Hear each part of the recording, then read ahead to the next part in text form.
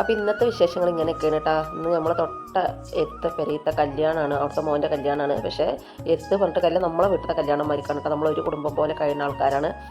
അപ്പോൾ അതാണ് ഇത്ര ഒരുക്കങ്ങൾ. അപ്പോൾ ആ മോള് മൈലാഞ്ചിയിലാണ്, മോൾക്ക് വേറൊരു മോള് മൈലാഞ്ചിട്ട് കൊടുക്കുകയാണ് കേട്ടോ. അപ്പോൾ എന്താ പറയുക, അങ്ങനെ മൈലാഞ്ചിടൽ കഴിഞ്ഞ് ഡ്രസ്സൊക്കെ തയ്ച്ചു. അപ്പോൾ ഇന്നലെ ഞാൻ ചെറിയൊരു വീഡിയോ ഇട്ടിട്ടുണ്ടായിരുന്നു, മറ്റെന്താ പറയുക, ഡ്രസ്സ് എടുക്കാൻ പോണതൊക്കെ. അപ്പോൾ എൻ്റെ ഫ്രണ്ട്സുകളൊക്കെ വിളിച്ച് പറഞ്ഞു അത് ഏത് കടയെന്ന് ശരിക്കും മനസ്സിലാവണില്ല എന്ന്. അപ്പോൾ ആ വീഡിയോയിൽ കാണുന്നത് പരാഗാണ് കേട്ടോ.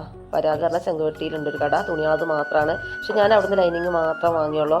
ഞാൻ വാങ്ങിയത് വി ഫാബ് എന്ന് പറഞ്ഞ കടയിൽ നിന്നാണ് ഞാൻ ഡ്രസ്സ് വാങ്ങിയത് കേട്ടോ. ഞാനിത് അതിൽ കാണിക്കും, ലാസ്റ്റ് കാണിക്കും തയ്ച്ചത്.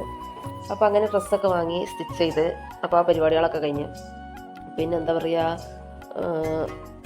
ഞാൻ പറഞ്ഞല്ലോ കട്ട് ചെയ്തിട്ട് വാങ്ങണ ശീലമാണ്. പക്ഷെ നമുക്കൊരു 1200 അല്ലെങ്കിൽ കൂടി വന്നാൽ 300 നമുക്ക് ഫുള്ള് ഷോളും ഡ്രസ്സൊക്കെ ആയിട്ടൊരു ചുരിദാറാവും. പക്ഷെ നല്ല ഈട് നിൽക്കണമുണ്ട്. എന്താണെന്ന് വെച്ചാൽ ഞാൻ ഇതിന് മുമ്പ് വാങ്ങിയത് 3-4 വർഷമായി, ഒരു കുഴപ്പമില്ല കേട്ടോ. ചായം പോകുക നിരക്കി ഒന്നും ചെയ്തിട്ടില്ല, നല്ല ശീലമാണ് അവിടെ ഉള്ളത്. അപ്പം നിങ്ങൾ അറിയാത്തവരൊന്നും അവിടുന്ന് വാങ്ങി നോക്കി.